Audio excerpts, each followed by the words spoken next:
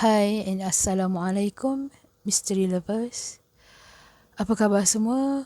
Sudi harapkan anda semua sentiasa sihat dan dilindungi daripada virus COVID-19.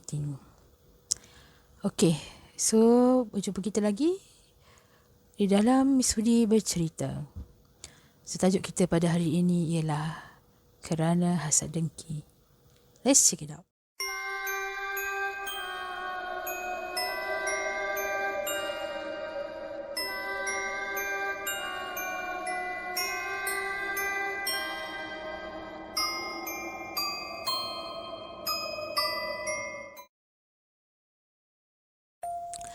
So, cerita hari ini dikongsikan oleh salah seorang kawan baik, Misudi. Cerita ni mungkin agak sensitif bagi sesetengah orang, tapi inilah hakikatnya.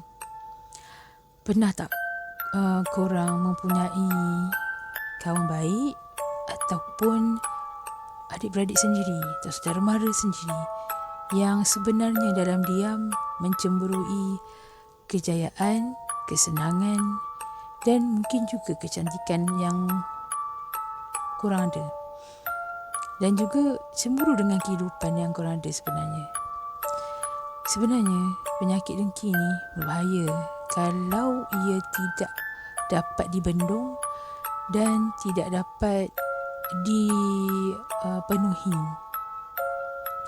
Sebenarnya kawan baik Misudi ni dia ceritalah pengalaman beliau sendiri di mana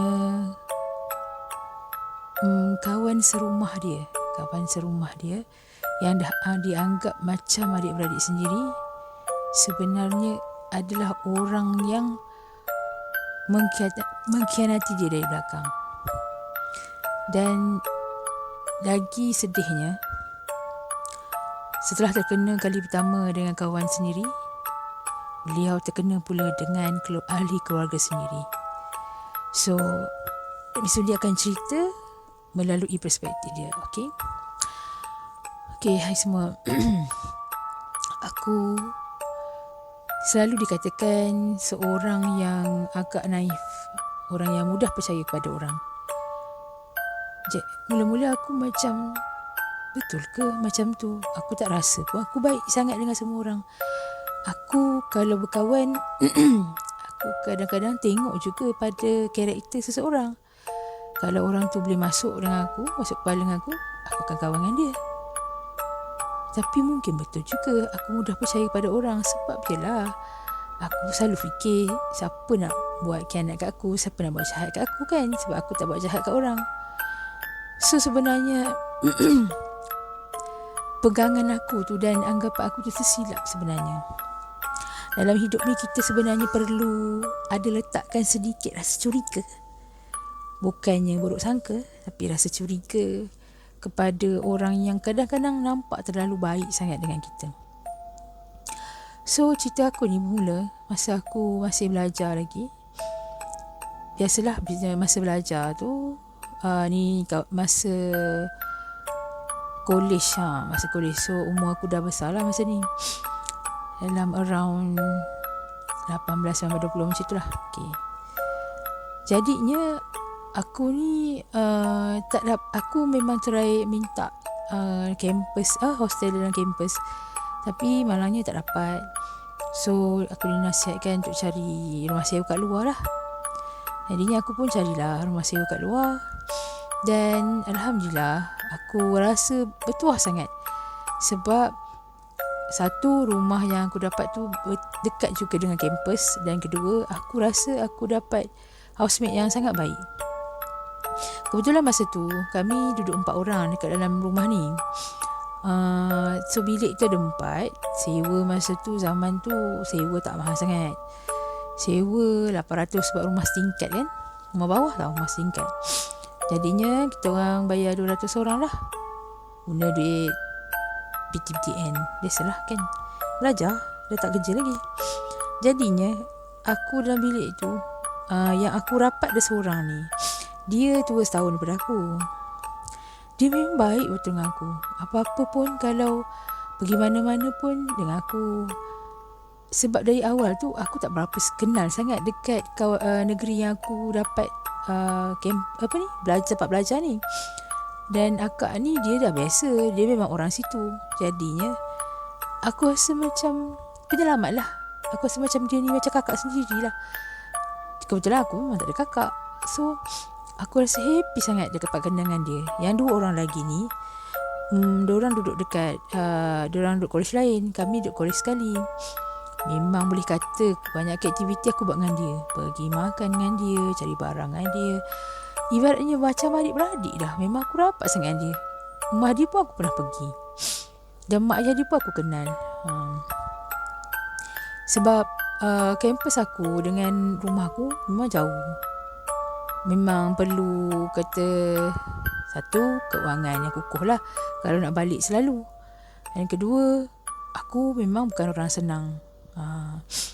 Yang kerja ayah aku je, mak aku tak kerja. Jadi bab keuangan pun kakak ni selalu tolong aku. Memang aku rasa macam mana nak dapat orang macam ni kan. So memang aku treasure lah dia betul-betul. Aku memang sayang betul dia. Kadang-kadang tu bila aku tengah sesak ke, dia memang akan tanya aku, nak pinjam duit ke, adik susah hati ke. Orang yang selalu take care kita kan. Kira lama juga aku duduk dengan dia. Masa tu sampai SM3 macam tu. Sampai SM3 aku ditawarkan jadi salah seorang MPP dekat kampus. Tapi aku tolak sebab aku memang happy duduk dekat rumah sewa. Aku tak nak duduk kat kampus kan, duduk kat hostel tu. Jadi lecturer pun macam tanyalah kenapa tak nak. Kalau duduk dekat kampus kan jimat, tak payah nak kena keluarkan duit untuk sewa rumah. So aku ceritalah benda tu kat akak ni. Akak ni memang mati-mati cakap dia kalau aku tak mampu nak bayar bilik aku tu 200 tu, dia akan tolong bayarkan. Kat situ nampak memang betul-betul dia sayang aku macam adik dia sendiri kan. Okay. Dan aku pun alhamdulillah, walaupun aku orang susah, tapi orang kata mungkin sebab aku rajin kot, so aku boleh dikatakan dapat dekan setiap sem. Lepas tu biasalah kan, kita duduk kat kolej, adalah juga bunga-bunga, cinta-cinta monyet tu kan, biasalah. Tapi aku memang kurang layan sebab bukannya jual mahal. Aku fikirkan yang diri aku ni, kalau boleh nak capai cita-cita aku betul-betul, nak senangkan mak ayah aku, baru aku fikir benda-benda macam ni. Akak ni selalu nasihat aku, jangan cinta dek, kena ingat korang susah. Memang aku nasihat dia betul-betul berguna. Nasihat dia aku memang dengar. Jadinya tak lama lepas tu aku dengar khabar akak ni result dia tak apa okey. So macam untuk untuk hiburkan hati dia, aku ajaklah dia keluar, pergi kedai, makan, jalan-jalan kan. Bukannya aku nak cakap apa, tapi selalunya kalau keluar memang ada je orang lelaki yang akan usik kami lah kan. Dan selalunya akak tu kata sebenarnya dia bukan usik akak pun, dia usik engkau kan. Dia selalu cakap macam tu. Dia kata akak ni tak cantik, dia kata akak tak pandai, kau tu pandai, cantik. Kadang-kadang aku geram juga dengan ayat dia macam tu. Sebab pada aku kalau orang nak usik kan, tak kira lah siapa, perempuan kan, tak semestinya kena cantik, kena pandai. Tapi benda tu taklah salah juga apa yang dia kata tu. Cuma aku memang tak layan. Aku sebenarnya memang tak layan. So buat tak tahu je kan. Tapi dia selalu tekankan, kau cantik, kau pandai, dia cakap macam tu kan.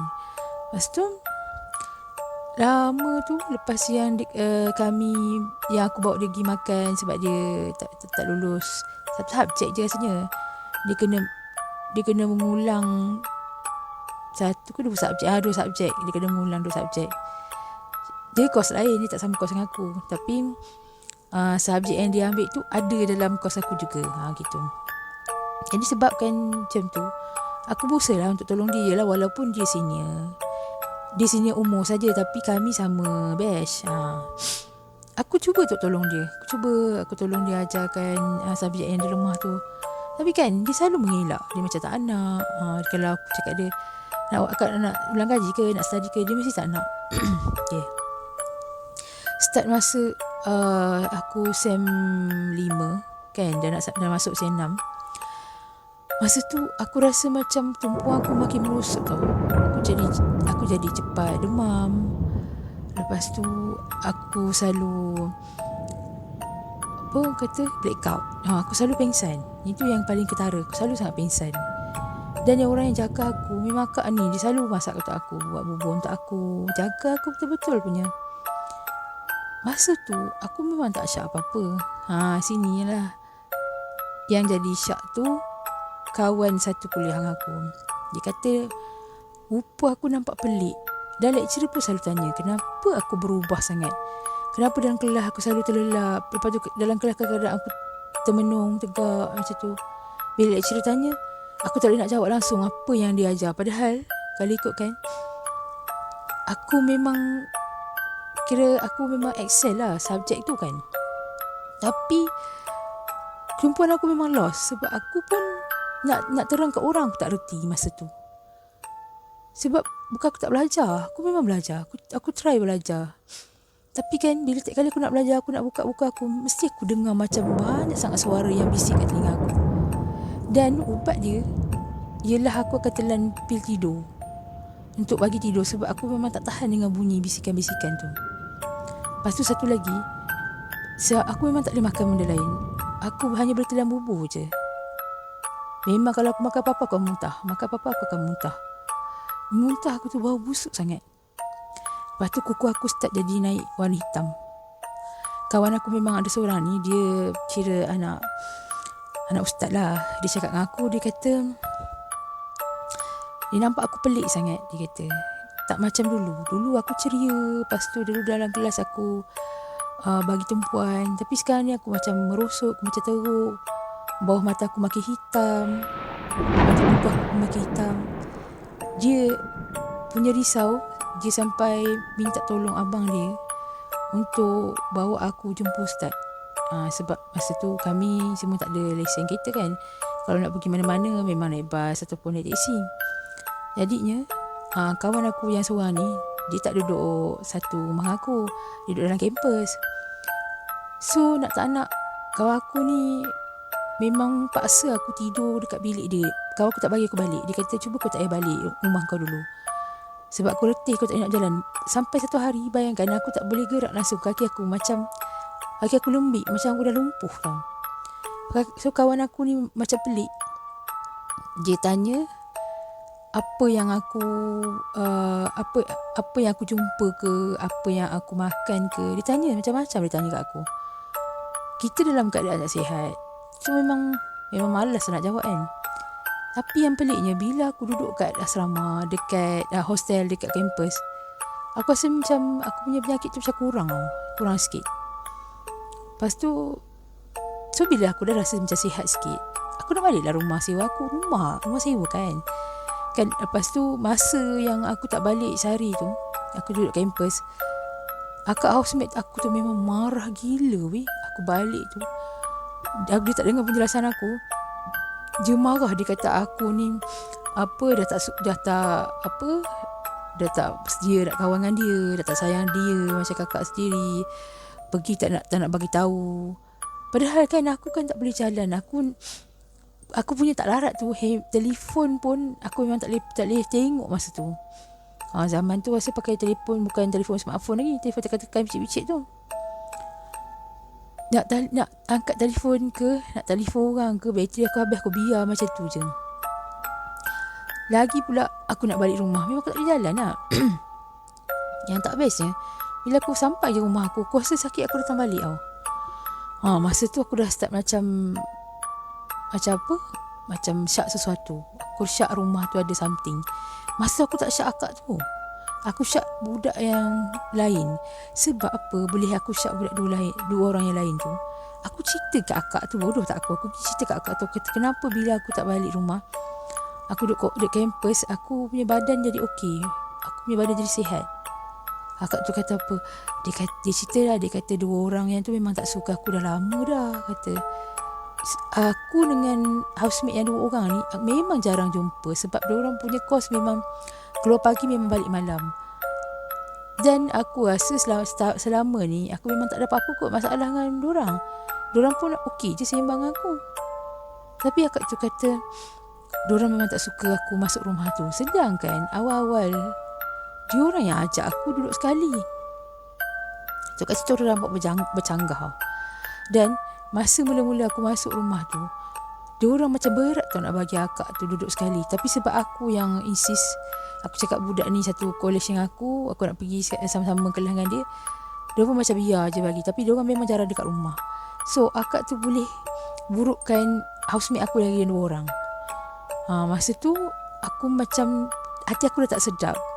Lepas tu kadang-kadang aku telefon mak aku cerita, sebab benda ni dah sampai ke dekan. Dan dekan pun dah kontak mak ayah aku, bagi tahu aku punya markah macam teruk menurunkan. Dan dekan pun berjumpa dengan aku. Dekan sendiri nasihatkan aku berubat sebenarnya. Masa tu ya Allah, aku tak tahulah kenapa teruk sangat ke aku ni kena mandrem sampai aku tak boleh buat keputusan sendiri. Aku macam tak nak orang nak bawa aku pergi berubat, aku tak nak. Lastnya, ingat tak kawan aku yang suruh tidur dekat Australia? Masa tu lah dipaksa aku juga. Dia kata abang dia akan bawa aku jumpa ustaz dah kan. Dia kata dengan dia sekali lah. Maksudnya dia pergi dengan aku, abang dia bawa kereta pergi kat satu jumpa ustaz tu. Masa tu aku boleh mengamuk. Bayangkan aku tiba-tiba je mengamuk. Dia orang datang kat depan rumah aku, rumah sewa aku. Aku boleh mengamuk kat situ. Aku mengamuk gila-gila. Kawan aku tu, dia pun ngerti juga baca-baca kan. So dia pun panggil aku daripada luar. Aku memang tak nak keluar.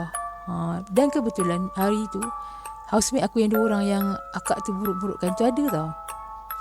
Akak tu ada juga dalam rumah, tapi duduk dalam bilik je.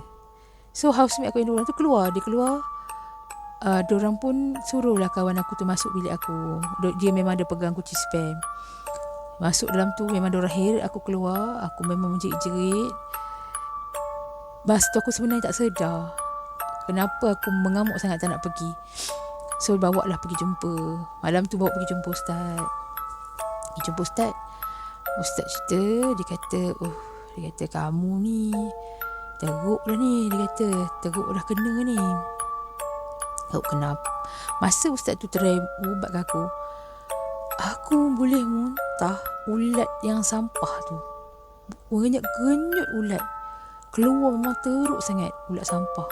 Aku muntah. Memang bau busuk sangat. Bau macam bau bayi longkang tu. Banyak kali juga bila dia suruh minum air yang dia baca jampi tu, dia baca Al-Quran tu, minum aku muntah. Memang sampai badan aku tak larat dah. Aku rasa ada 3 baldi kot aku muntah masa tu. Muntah. Sampai dah tahap last kali muntah keluar angin je. Masa tu aku rasa macam diri aku dah rasa ringan, kepala aku peringan. Aku rasa macam okey sikit daripada selalu.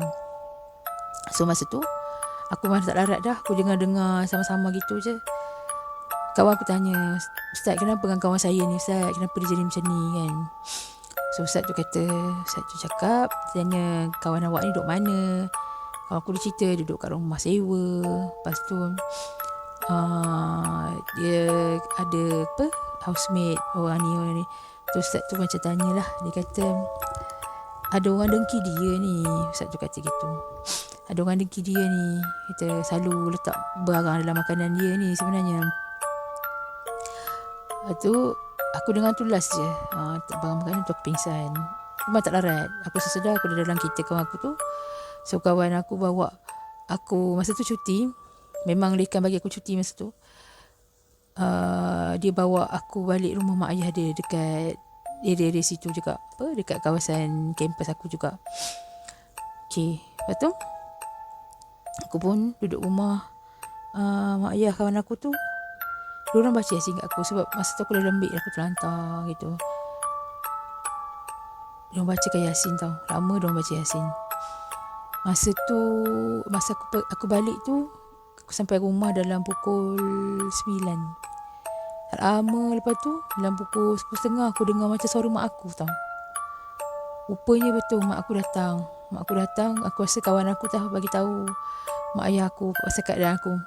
Mak aku datang. Mak aku memang menangis lah tengok aku kan. Dia tak sangka sampai teruk macam tu aku kan. Bayangkan aku memang cengkung gila. Kurus kering. macam tulang tinggal dengan kulit je. Lepas tu kawan pun nasihat aku, dia kata ustaz tu kata kalau boleh tak payahlah duduk dalam rumah tu, dia kata pindahlah, cakap duduk asrama ke kan. Ustaz tu kata kalau tak okey lagi esok datang lagi jumpa dia. So esok tu aku okey, cuma masa tu kepala aku memang pening lagi, aku muntah benda yang sama betah keluar ulat sampah juga. So mak ayah aku sendiri yang bawa pergi jumpa ustaz tu. Kawan aku ikut sekali lah. Sampai jumpa kat ustaz tu cakap dengan aku, dia tanya, kamu nak pulang balik ke benda yang orang ni bagi ni? Lepas tu aku pun cakap lah, tak nak pulang lah ustaz, tapi boleh tak saya nak tahu siapa dia, orang dia. Saya bukan nak musuh dengan dia apa, saya nak berhati-hati dengan dia, aku tanya. Sebab saya ada syak orang kat dalam rumah saya tu. Sebab rumah saya tu ada lagi 3 orang. So sekarang ni saya syak ni 2 orang ni. So ustaz tu kata, macam inilah, yang pasti orang tu dia duduk bilik depan bilik awak dan dia tua daripada awak. Dia kata gitu. Bila aku dengar tu, wah, aku terperanjat. Memang aku terkejut betul. Sebab yang 2 orang lagi housemate aku tu sebaya aku. Dia lah yang tua daripada aku dan duduk depan bilik aku tu. Bilik bertetangga bilik aku tu memang bilik dia. Lepas tu ustaz tu kata, so saya bagi tahu ni, awak hati-hati je lah, kata. Kalau boleh keluarlah daripada rumah tu, carilah rumah sewa lain ke, ataupun semua yang dalam rumah tu cari rumah lain, dia kata. Sebab ustaz tu cakap banyak sangat ada kat awak ni, dia kata gitu. Saya takut dalam rumah tu sebenarnya dah banyak dah. Dia cakap dalam rumah aku, rumah sewa aku tu sebenarnya dah banyak dah makhluk-makhluk halus tu sebenarnya. So aku pun aku mesej kawan aku, housemate aku lagi 2 orang tu, aku ceritalah benda yang sebenarnya. Lepas tu kami pun jumpa kat luar. Housemate 2 orang aku tu, dia jumpa aku, dia cakap sebenarnya dia memang tahu pasal akak ni. Akak ni ada orang cerita dia, sebab dia dulu pernah dah daftar masuk dekat college tu. Lepas tu dia duduk dalam satu sem macam tu, dia keluar. So ini dia masuk lagi, masuk ambil kos yang sama. Dan diorang memang tahu pasal akak ni. Ramai orang cerita pasal akak ni. Siapa yang duduk satu bilik dengan dia takkan duduk asrama, dia memang akan duduk dekat luar rumah sewa. Dia memang tak boleh orang lebih daripada dia, akak ni sebenarnya. Jadi masa mula-mula kau cari rumah sewa, memang kita orang nak ambil kau masuk je seorang. Kami tak nak ambil dia sebenarnya. Kami tak, kalau boleh tak nak lah dia sekali dalam rumah sewa tu, sebab dah cerita orang macam-macam kan. Tapi kau beria sangat, kau kata akak ni baik semua. Takkan kita orang nak pergi cerita pasal akak tu dekat engkau, nanti kau akan fikir kita orang ada niat buruk ke apa. So kami biar je lah. Dan kami tak sangka sampai macam ni dia buat engkau, dia kata. Sebab tu kat rumah kami memang jarang makan kalau dia masak ke apa. Tapi kau selalu makan apa yang dia masak kan. Lepas tu ustaz tu kata, awak balik rumah awak kemas, dan kalau ada jumpa benda kat bawah katil, pergi buang jauh-jauh. Jangan buang dekat tempat yang orang senang nak nampak kan. Masa aku sampai dekat rumah sewa aku tu, aku cari akak tu sebab aku geram aku nak tanya dia apa masalah dia dengan aku sebenarnya. Kenapa dia buat aku macam tu? Aku ketuk pintu, dia tak keluar langsung. Lepas tu aku masuk bilik aku. Kau ustaz tu kata kalau jumpa apa-apa ke bawah katil kan, aku hintai tau bawah katil. Tahu tak apa yang aku jumpa? Selama ni aku tak perasan sebab bawah katil aku ni dia barang aku banyak jadi memang aku tak perasan lah ada benda kat bawah katil aku sebenarnya. Benda tu aku jumpa kain yang berbalut warna kuning. Dalam tu ada benda yang dah busuk berulat dalam tu. Tapi dia tak berulat, dah kering dalam tu kan. Aku jumpa 3 bawah katil aku. 3 bayangkan. Punya aku tak sangka. Orang yang paling aku percaya sangat ni, orang yang paling aku rasa bersyukur sebab aku jumpa dia, rupa-rupanya dia lah orang yang nak buat aku sengsara, nak buat aku hancur hidup aku. Sebab kan dengki saja. Jadi aku masa tu aku tutup pintu bilik dia, aku cakap, akak saya dah nak keluar daripada rumah ni. Masa tu baru dia keluar. Dia keluar dari bilik dia tau, dengan keadaan tak terurus, rambut mengerbang. Dia menjerit kat aku. Dia kata, kenapa nak keluar pada rumah ni? Kau dah tak nak kawan aku ke? Memang aku marah. Aku cakap kat dia, sekarang ni akak, apa yang saya tak nak kawan akak? Akak tu apa yang akak buat kat saya? Aku cakap kat dia, akak sanggup buat macam ni kat saya, sedangkan saya ni anggap akak tu macam kakak sendiri tau, dan macam dia beradik sendiri. Masa tu dah terbongkar rahsia. Dia kata apa, dia cakap, sebenarnya aku memang suka kawan dengan kau. Dia kata gitu. Aku nampak kau ni budak yang baik je. Mana aku tahu kau ni orang budak pandai sebenarnya. Lepas tu terkenal, popular. Semua orang suka kat kau, semua orang sayang kat kau. Kalau aku pergi jalan je, semua lelaki nak tengok dengan kau, tak tengok aku pun. Masa tu aku mengucap, astaghfirullahaladzim, akak, apa yang akak cakap ni? Aku kata, takkan kerana benda-benda macam ni akak sanggup nak rosakkan hidup saya? Akak sanggup nak buatkan saya menderita macam ni? Sampai nasib baik saya tak kena buang daripada kolej tau. Saya bukan orang senang kak, saya orang susah. Akak tahu ke cita-cita saya nak habis belajar, saya nak senangkan mak ayah saya. Macam mana akak boleh tergamak buat macam ni kat saya? Aku memang menangis depan dia. Dia masa tu aku tengok dah macam orang hilang akal tau. Jalan kiri kanan, kiri kanan, kiri kanan. Dia duduk sebut dalam mulut dia, aku minta maaf, tapi kau jangan pergi, kau jangan pergi. Masa tu mak ayah aku memang dah tunggu dalam kereta. Aku terus belah je. Aku belah, dia panggil, dia jerit-jerit nama aku, aku tak tahu je. Sampai aku dengar ajak dia kata, kalau kau pergi hari ni, kau takkan selamat dah. Dia macam tu kan. Memang aku takut dengan dia cakap tu, tapi aku fikir tak apa, Allah lagi besar kan. Jadi aku pun keluar daripada rumah sewa tu. Lepas tu aku dah duduk dekat asrama. Aku duduk asrama, aku still sakit lagi tau. Maksudnya dia macam hantar baru lagi. Dan aku sentiasa pergi jumpa ustaz tu berubat. Dan aku dah terang kepada dekan apa yang jadi kat aku sebenarnya. Aku memang kena buatan orang yang dengki kat aku. Jadi masa tu alhamdulillah dekan yang ketua jabatan pun macam faham. Sebab aku walaupun sakit pun aku cuba juga untuk buat kerja aku kan. Dan kawan aku yang tolong aku buat jumpa ustaz tu pun selalu tolong aku. Lama aku berubat, memang lama. Dan macam-macam, selain daripada ustaz tu, ustaz lain pun aku ada berubat juga. Amalan-amalan ruqyah semua aku cuba baca. Aku baca surah Al-Baqarah, aku amalkan. Setiap 3 hari aku akan habiskan. Sebab katanya kalau Al-Baqarah ni insyaAllah nanti jin atau syaitan iblis akan pergilah kan. Alhamdulillah, aku amalkan apa yang ustaz tu ajar semua tu.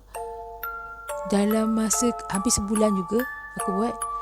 Dan penyakit aku makin lama makin beransur hilanglah. Dan aku dapat balik tumpuan aku dapat kecap balik belajar. Cuma yang sedihnya aku kena mengulang lah. Sebab memang subjek aku boleh kata fail semua lah kan. Aku mengulang lah, tak apalah, aku mengulang 1 sem pun. Aku pun sampailah masuk sem baru. Masuk sem 6 tu, aku rasa aku bebas daripada gangguan tu lah. Dan aku dengar bunyi khabar akak tu telah dibuang daripada kolej lah. Okay. Akak dibuang daripada kolej. Lepas tu aku pun macam biasa, alhamdulillah tak ada gangguan. Aku teruskan belajar sampai aku habis.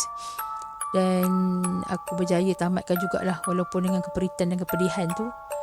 Sampai kena mengulang 1 sem. Alhamdulillah aku berjaya juga habiskan masa tu diploma aku. Dan masa tu orang yang paling bersyukur dan paling gembira ialah mak ayah aku lah. Sebab yelah, kita pinjam PTPTN. Kalau aku belajar tak habis, bayangkan betapa ruginya diploma aku tu, hanya kerana ada orang dengki aku. So benda yang berlaku ni memang aku jadikan pengajaran. Dan aku harap sangat lepas ni aku tak jumpa dah orang yang macam ni. Alhamdulillah sekarang aku pun dah bekerja. Alhamdulillah mak ayah aku pun dapat tumpang senang aku. Cuma yang aku paling tak sangka, rupa-rupanya apa yang terjadi akan datang dalam hidup aku nanti, waktu aku dah berkahwin nanti, perkara yang sama akan berulang lagi. So, kalau anda semua nak tahu cerita seterusnya, jangan lupa like and subscribe dan komen di bawah. Nak tak Miss Hudi sambung cerita kawan Miss Hudi ni yang berkenaan dengan dia diganggu lagi, tapi bukan daripada kawan dia tu, dia diganggu dan disihir oleh kaum keluarga dia sendiri. So kita jumpa di lain kali, InsyaAllah. Jikalau Miss Hudi dapat like untuk video ni 50 like, Miss Hudi akan sambung cerita seterusnya. Okey, jumpa lain kali. Assalamualaikum. Bye-bye.